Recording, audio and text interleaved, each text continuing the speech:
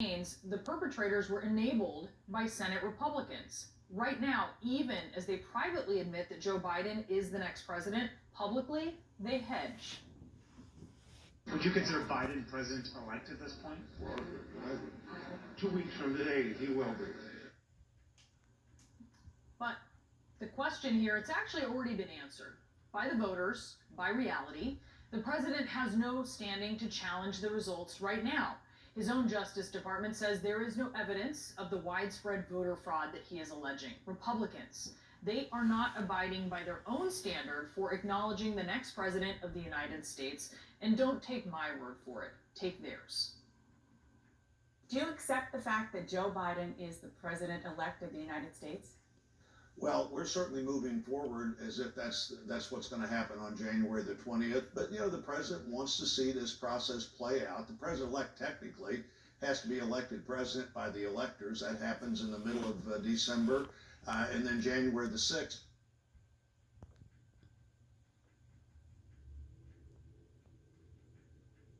I think we have more than enough time to reach an orderly resolution using existing legal procedures to ensure that every legal vote counts. Before we move on to 2022 or 2024, I think we should put 2020 on the books first.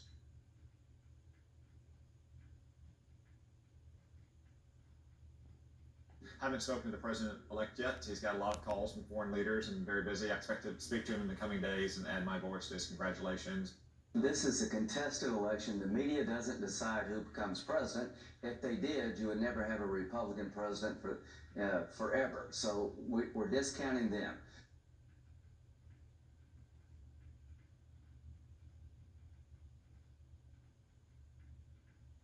Notably, the Constitution gives no role in this process to wealthy media corporations.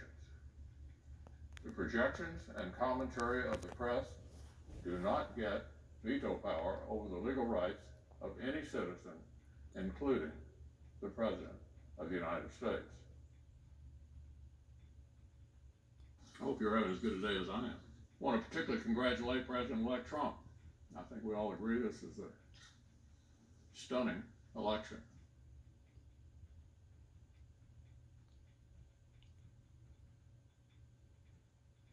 The media does not get to select our president. The American people get to elect our president.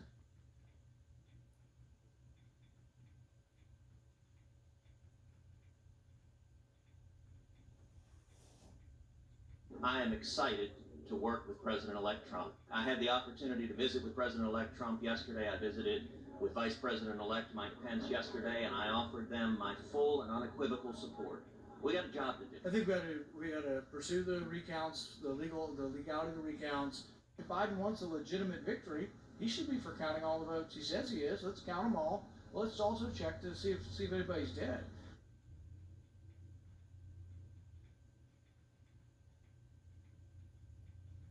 Senator, have you congratulated President-elect Biden yet? Well, first off, we need to finish all the votes. All the votes need to be counted. I spoke to President Trump yesterday. I'm glad we have Donald Trump as our new president, and I'm looking forward to having a partner in Washington that I get to work with. Senators, did Vice President Biden win the election? We don't know yet, do we? They haven't been certified.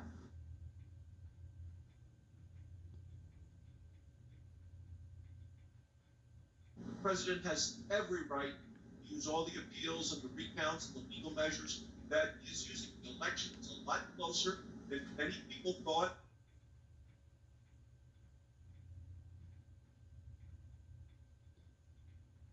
The media does not decide who the president of the United States is. The people decide who the president is going to be. Donald Trump is going to have a very successful administration. Donald Trump and his team are going about putting this administration together the right way. Senator, have you congratulated Vice President Biden yet? No. Why not?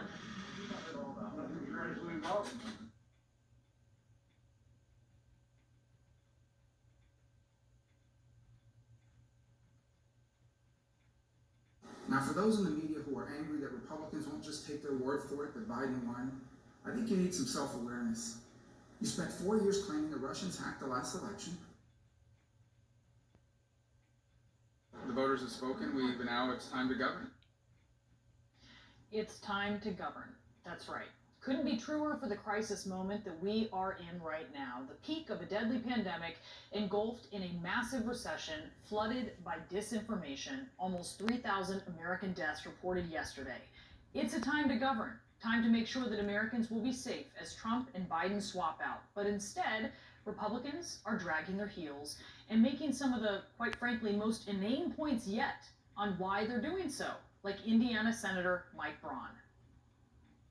When you look at how close the election was, basically a tie vote in the popular vote, if you take out the margin of difference in California. All right, well, clearly Braun is not the senator from California. Would he be cool with Indiana's votes being disregarded? Not going out on a limb to say that's doubtful. Does he believe that Al Gore shouldn't be president if Florida votes were just not counted? Seems unlikely as Donald Trump winning re-election at this point. And ahead, another Democratic city leader is